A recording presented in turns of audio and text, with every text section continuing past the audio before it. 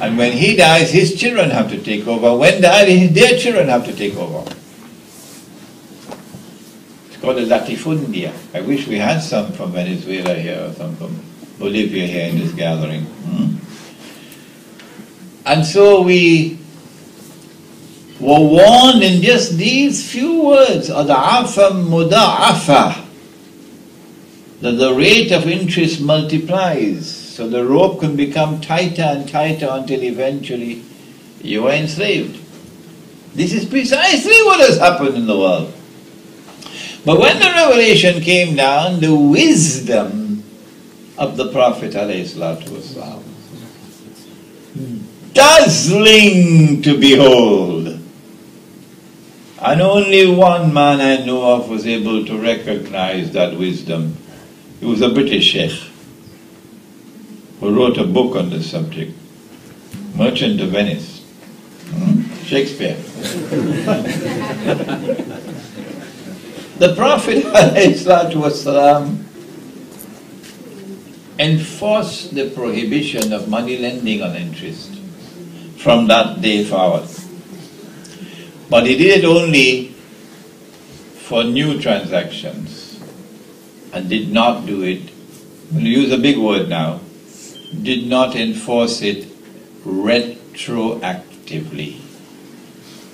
So if the revelation came down Monday morning and you lent money on interest on Tuesday and the fellow refused to repay the money with interest and he goes to the court will refuse to uphold the legality of the transaction. No, it's an invalid transaction, haram. But if he lent the money last week and you refuse to pay, he can go to court. And the court would uphold the validity of the transaction because the prohibition of riba is not enforced retroactively. Why? Why? It's such a pity that they should say that this stage of the process is now mansukh. It is abrogated, it is cancelled, it is superseded by another stage.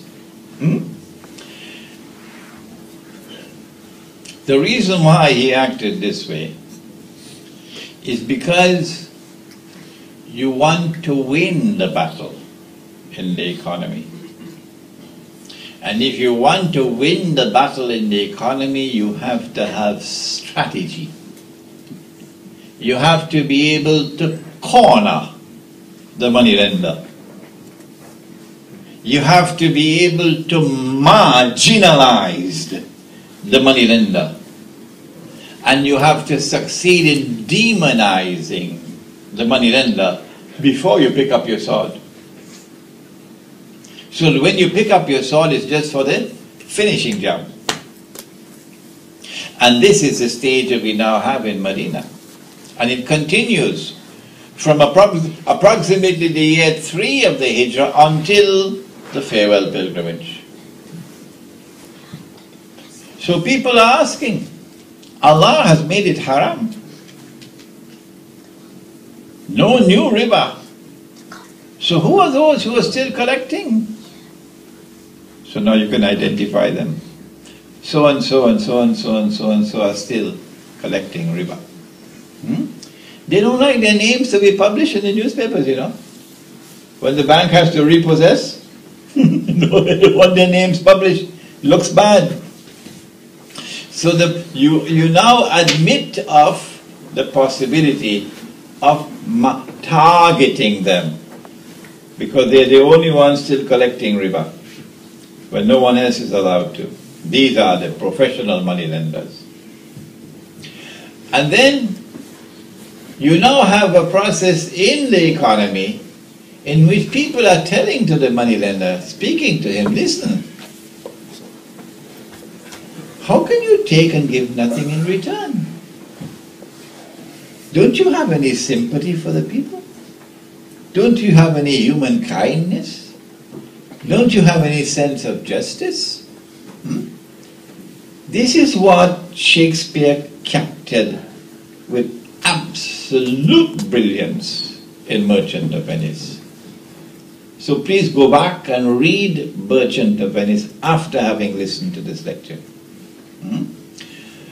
And as this process of demonization continues, and the appeal to the human compassion of the heart of the moneylender continues, and social pressure is being brought to bear upon them, and even the children are feeling embarrassed. Daddy, you know what they're saying at school? Some of the moneylenders stop. They have the right to demand, but they say we voluntarily give it up. So that over a period of time, more and more moneylenders will give up the riba. And only at the last moment, when Nabi Muhammad ﷺ was addressing the people from Arafat, only then, in his wisdom, only then did he enforce the prohibition of riba retroactively.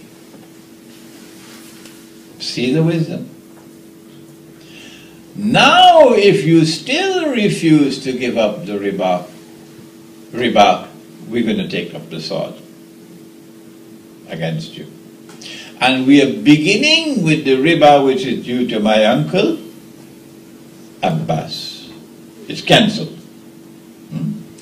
If Allah and His Messenger are at war, then we are also at war.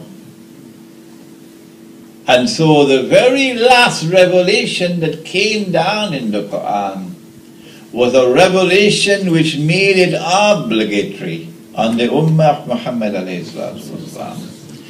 to use force, military force, to ensure that riba does not again return to the economy.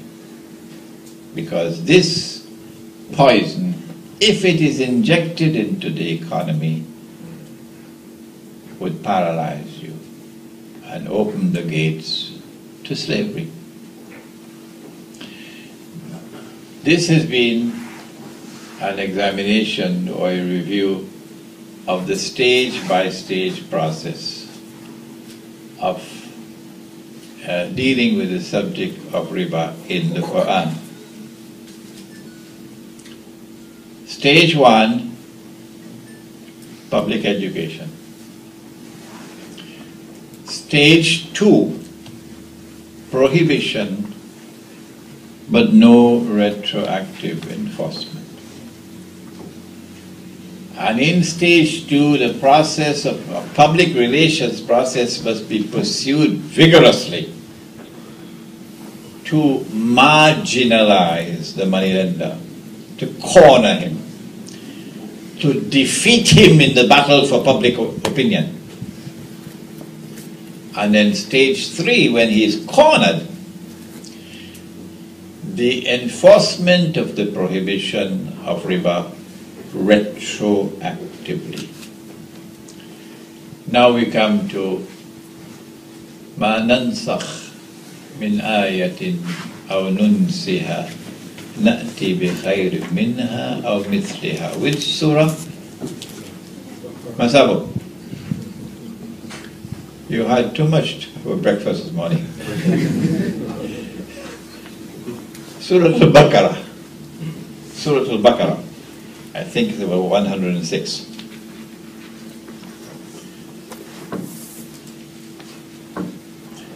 The overwhelming majority of our learned scholars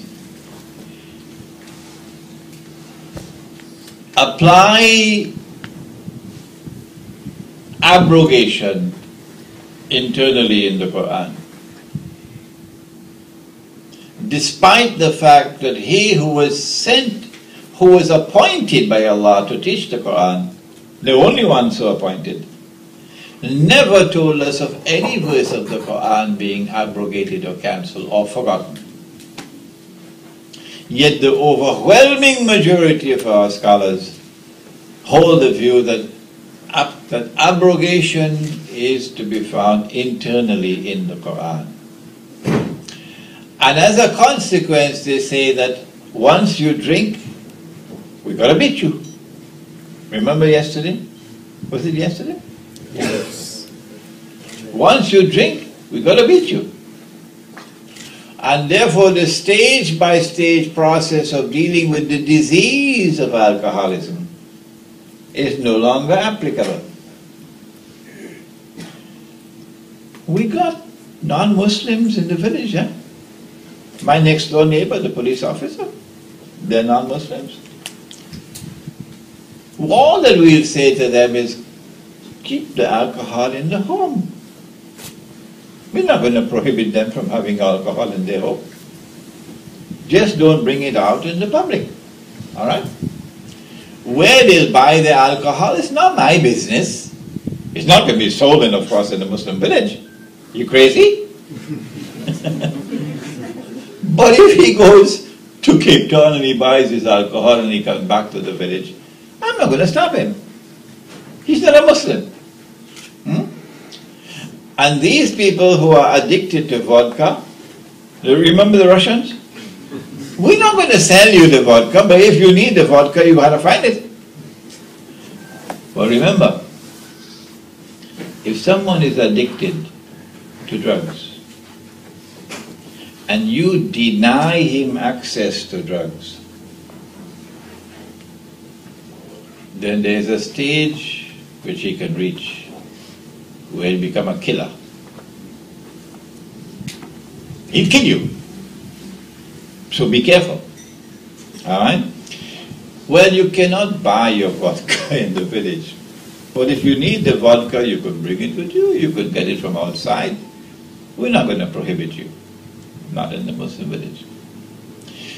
So they say that this stage-by-stage process is abrogated for alcohol. And so don't take the Shahada, brother, until you're cured, because once you take the Shahada and you're in this village, we're going to beat you. So the poor fellas did not take the Shahada. There were 12 of them? 12. And about a month later, you know what happened to the bus? And they all died. There you are. That's your system. But we said, take the Shahada, brother. Take it right away. And then we had stage 1, public education. We took him to the hospital. We took him to the cemetery. And where did we take him again?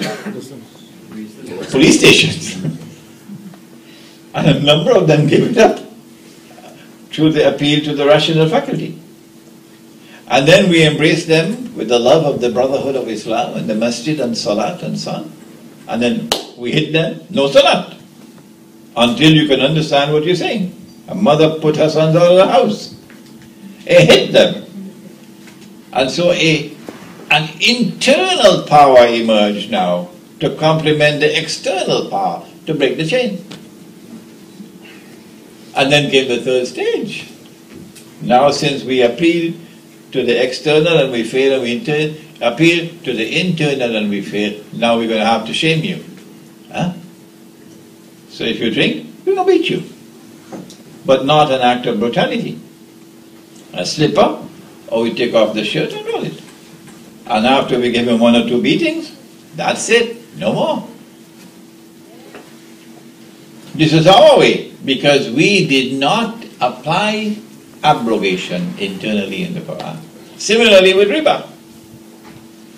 In Pakistan, it was in the 1980s perhaps, the government, the parliament, passed legislation that the prohibition of riba is going to be enforced from the 31st of July, so on, so on, so on, so on. So on that day, all riba stops. Do you believe that? Did they never hear what a man named Muhammad was saying? Did they never study of how he proceeded with the subject of prohibition of riba in Medina? I hope that this lecture were to reach to them, inshallah, somehow or the other.